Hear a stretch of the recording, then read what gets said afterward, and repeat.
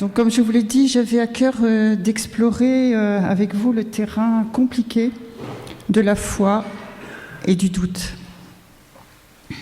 Il a déjà été médité, mais là, on va le méditer sur un autre versant. Et voir comment le doute peut, malgré tout, parce qu'on sait qu'il a un impact infaiblissant sur la foi, peut nous offrir une opportunité de croissance spirituelle et renforcer notre connexion avec Dieu. Et donc, je vais me servir à travers la Bible et aussi de mon expérience vécue, une expérience vécue il y a très peu de temps. Nous allons nous servir d'expériences aussi que certains personnages de la Bible ont vécues. Et pour cela, donc, au départ, nous allons partir d'un texte de l'Évangile selon Marc. Comme vous l'avez remarqué, on l'appelle l'Évangile selon Marc. Marc était un fidèle compagnon de l'apôtre Pierre et il aurait recueilli les enseignements de l'apôtre et les aurait compilés dans un livre. Son évangile s'adresse à une audience générale, mais il a été écrit avec l'intention de mettre en lumière l'action et la puissance de Jésus, souligner sa nature servante et souligner aussi l'importance cruciale de la foi. Alors, dans la partie du texte que nous allons étudier, ça parle de Jésus qui descend la montagne accompagné de 3 de ses apôtres, de ses disciples, et ils descendent la montagne et ils rejoignent les autres disciples qui sont restés en bas. Alors, il s'agit de Marc, chapitre 9, entre 14 et 29, version parole de vie. Alors je lis. Quand ils arrivent auprès des autres disciples, ils voient une grande foule autour d'eux. Des maîtres de la loi sont en train de discuter avec eux. En voyant Jésus, la foule est très étonnée.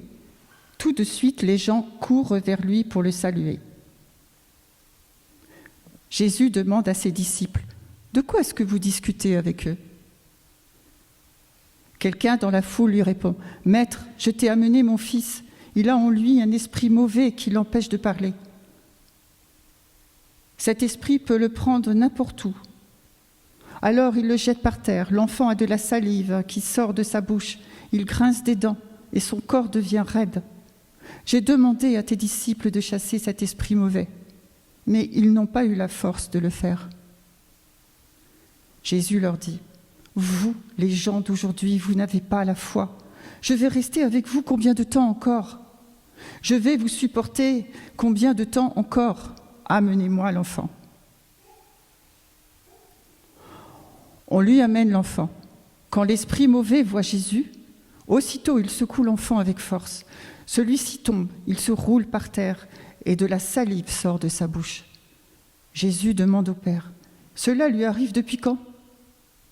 Le Père répond: depuis qu'il est petit, l'Esprit l'a souvent poussé dans le feu et dans l'eau pour le faire mourir. Mais si tu peux faire quelque chose, aie pitié de nous et aide-nous. Jésus lui répond: pourquoi est-ce que tu dis « si tu peux faire quelque chose » ? Tout est possible pour celui qui croit. Aussitôt, le père de l'enfant se met à crier: je crois, mais aide-moi parce que je n'ai pas assez de foi. Jésus voit qu'une foule nombreuse se rassemble. Alors il menace l'esprit mauvais en lui disant: esprit qui empêche de parler et d'entendre, sors de cet enfant et ne rentre plus jamais en lui, c'est un ordre. L'esprit pousse des cris, il secoue l'enfant avec force et il sort. L'enfant a l'air d'être mort et beaucoup de gens disent: il est mort. Mais Jésus le prend par la main, il l'aide à se lever et l'enfant se met debout. Ensuite, Jésus rentre à la maison. Quand ses disciples sont seuls avec lui, il lui demande: et nous n'avons pas pu chasser cet esprit, pourquoi donc ? Jésus répond, c'est seulement par la prière que l'on peut faire sortir ce genre d'esprit. Parole du Seigneur. Alors bon, je vais vous demander en fait quel est le verset clé sur lequel on va s'appuyer aujourd'hui. Est-ce que vous avez une idée ? Pardon ?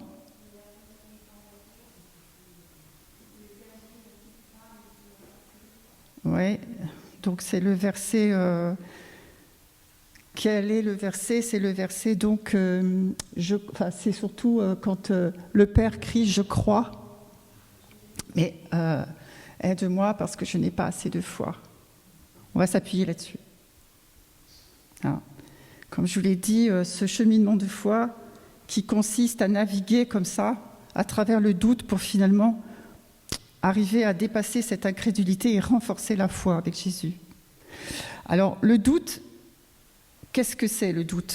On pourrait le définir comme un état d'ambivalence où la certitude est remise en question et nous plonge dans une incertitude où nous ne savons plus croire. Et donc, intégrer le doute dans notre cheminement de foi est essentiel. Car il nous pousse à remettre en question non seulement nos certitudes, mais aussi nos croyances, les croyances les plus profondes, favorisant ainsi un développement spirituel plus authentique et réfléchi. Sachez que le doute n'est pas une aberration, mais plutôt une expérience que nous vivons tous. Que nous soyons récemment convertis ou chrétiens chevronnés. Moi, en tant que nouvelle convertie, la gestion de ma foi m'a souvent confrontée à des interrogations. Et je l'avoue, avec parfois la crainte de partager mes incertitudes. Parce que je redoutais les réactions des autres frères et sœurs. Pourquoi cette réticence que j'ai ? Ou que peut-être nous avons tous. Parce que nous savons que le doute peut nous conduire à la culpabilité et à l'isolement, avec le vrai risque de tomber dans un cercle vicieux qui, en fin de compte, nous éloigne de Dieu. Et le doute, devient pour certains quelque chose dont il ne faut pas parler. Mais moi, je veux vous affirmer que le doute est quelque chose de normal, d'humain, et fait partie intégrante de notre parcours avec Jésus.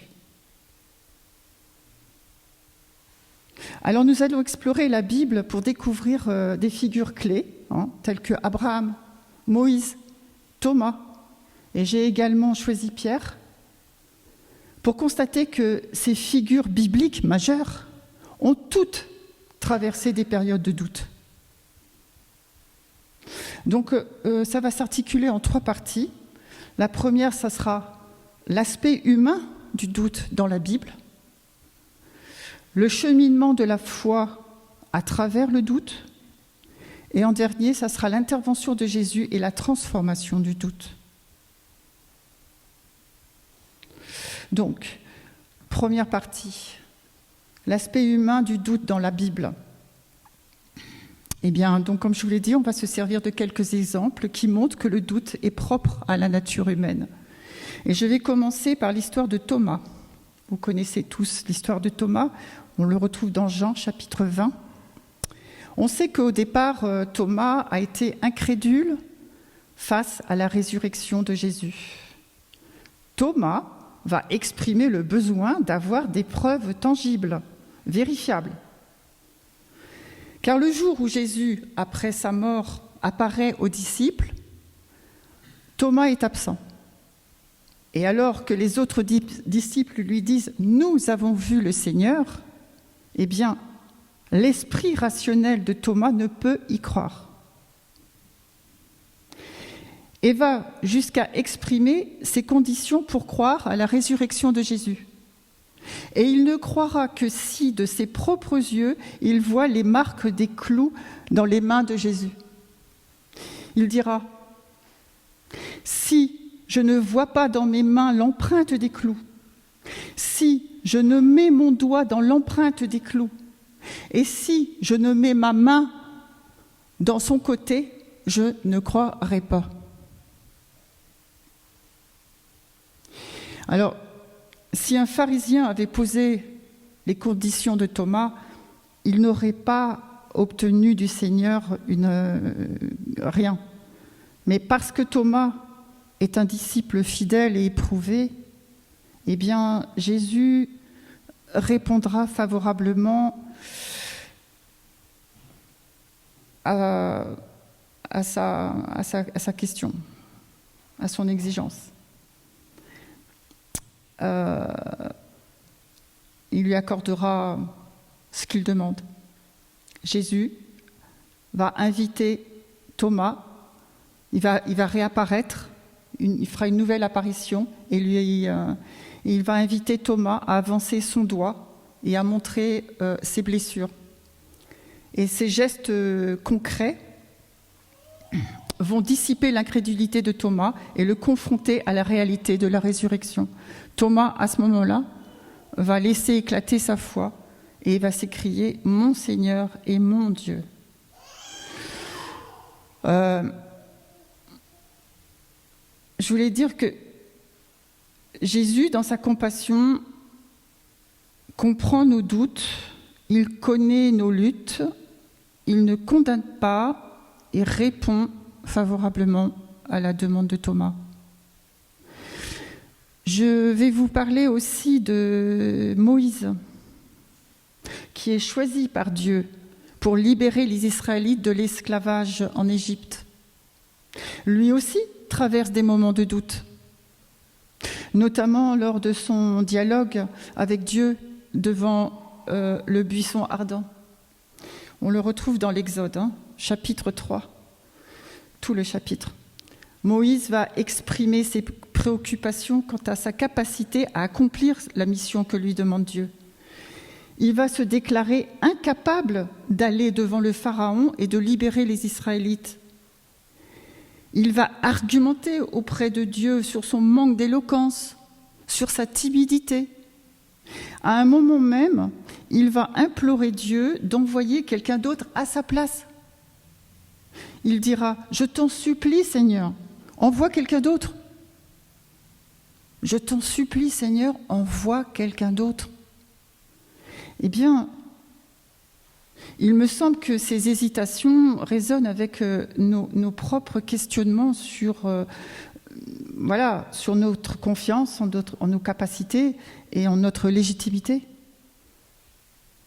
Ne nous est-il pas arrivé, nous aussi, de douter et d'avoir ce sentiment d'insécurité ? C'est exactement ce que vit Moïse. Et on peut comprendre qu'il ne se sente pas d'attaque face à cette mission. À tel point que si vous relisez tout l'épisode, vous verrez que Dieu va avoir beaucoup de mal à le convaincre. Il va constamment lui rappeler qu'il sera avec lui à chaque étape du chemin.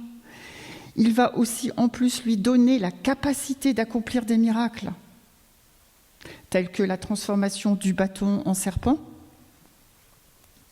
tels que aussi la séparation de la mer Rouge.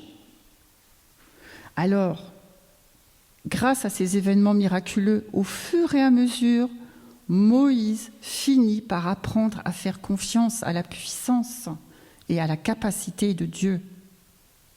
Et il comprend aussi que de toute façon, il doit y aller avec confiance. L'histoire de Moïse nous enseigne que nous devons faire confiance à la puissance de Dieu et non à la nôtre.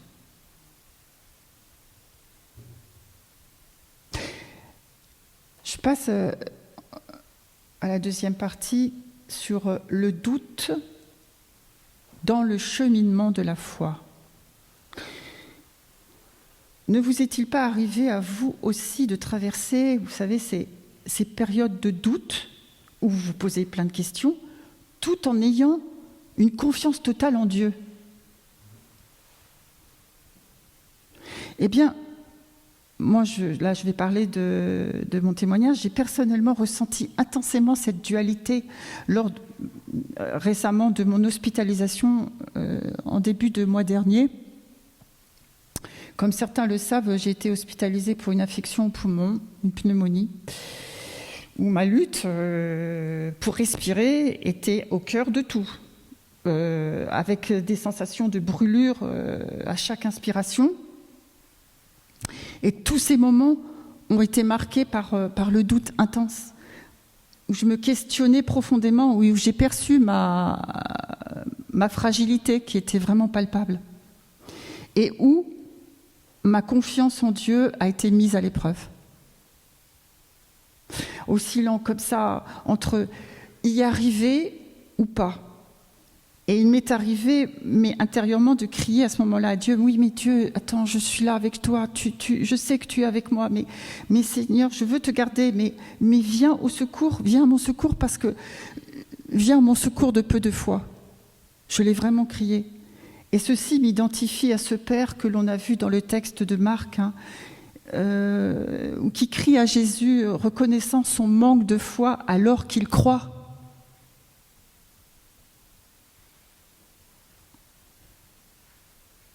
Cette expérience m'a révélé les hauts et les bas, les questionnements et malgré les doutes intenses et la fragilité que j'ai ressentie, ma confiance a persisté, ma confiance en Dieu a persisté et a été aussi renforcée. Alors on va continuer avec des exemples toujours dans la Bible. L'histoire d'Abraham. Elle oscille comme ça, entre le doute et la confiance. Abraham, le père des croyants. Eh bien, lui non plus n'était pas immunisé contre le doute. Et il se demandait si les promesses de Dieu allaient se réaliser. L'attente de la descendance promise, avec le contexte apparemment impossible de la vieillesse d'Abraham et de Sarah, eh bien, on semait des graines de doute dans leur esprit.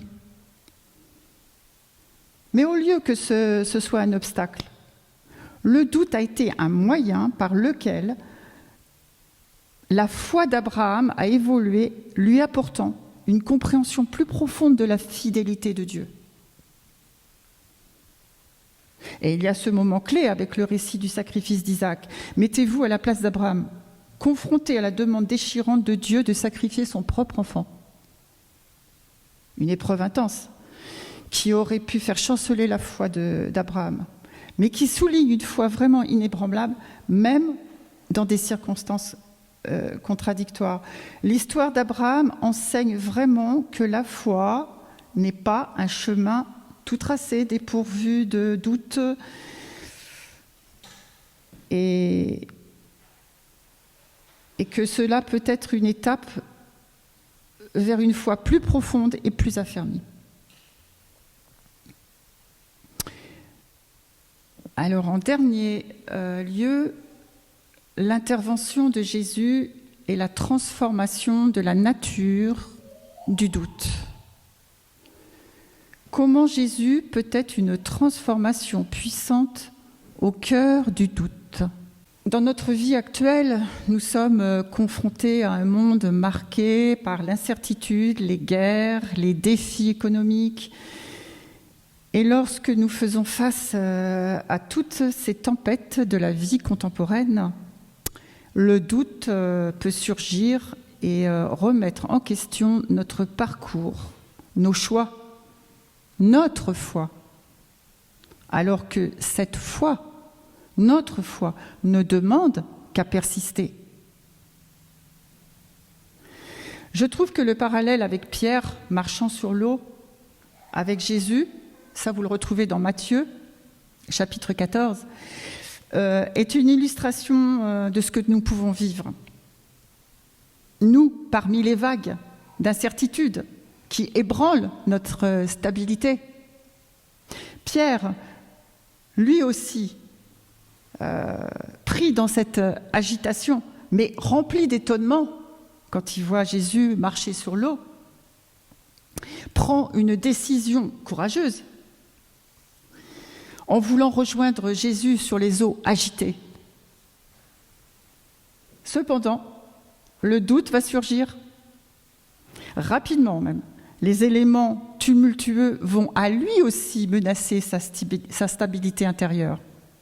Les vagues de l'incertitude submergent Pierre et, pris par la peur, il commence à s'enfoncer dans les eaux. Et là, il va crier à Jésus, « Seigneur, sauve-moi !» Ce cri à Jésus suggère que le doute, là, est un catalyseur. Oui, parce que le doute aurait pu paralyser. Il aurait pu paralyser son appel à Jésus. Et dans ce cas, il a été le moteur de cet appel à Jésus. Par là donc, la nature du doute s'en est trouvée transformée. On passe d'un doute qui remet en question notre relation avec Jésus et notre incrédulité à un doute. Ça va le raffermir et conforter cette relation que l'on a avec lui.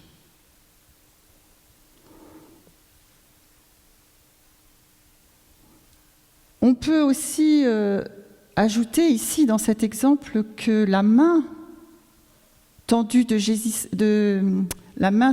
Jésus saisissant Pierre incarne aussi la compassion, encore une fois, et nous rappelle aussi que la grâce divine est accessible même dans les moments de fragilité. Alors, en conclusion, on comprend donc que le doute peut être une force négative qui peut entraver notre relation avec Dieu. Mais cela ne doit pas devenir un obstacle infranchissable. Malgré nos incertitudes, Dieu demeure capable d'agir.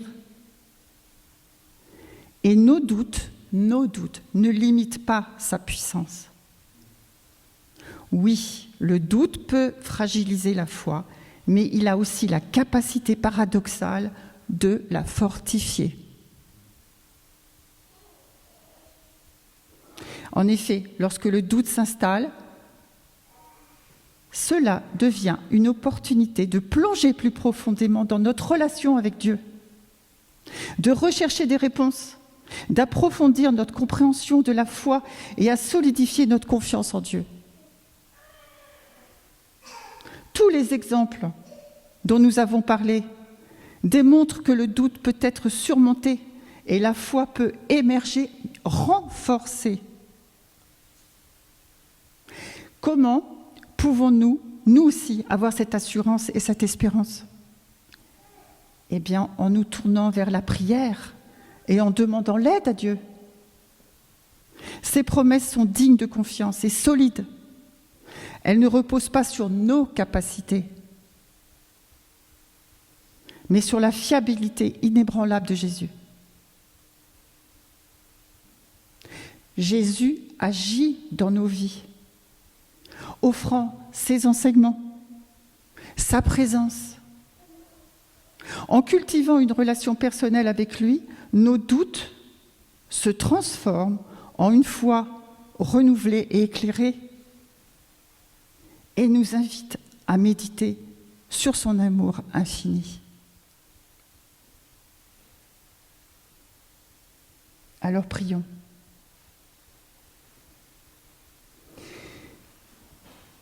Merci Seigneur pour nous permettre de méditer sur notre cheminement de foi. Seigneur, malgré les tempêtes du doute, puisses-tu nous inspirer et nous inciter à toujours nous tourner vers toi et à te crier nos incertitudes et à te demander de l'aide. Que ton amour et ta grâce nous guident. Nous te confions nos incertitudes, sachant que ta main sera toujours tendue pour nous soutenir.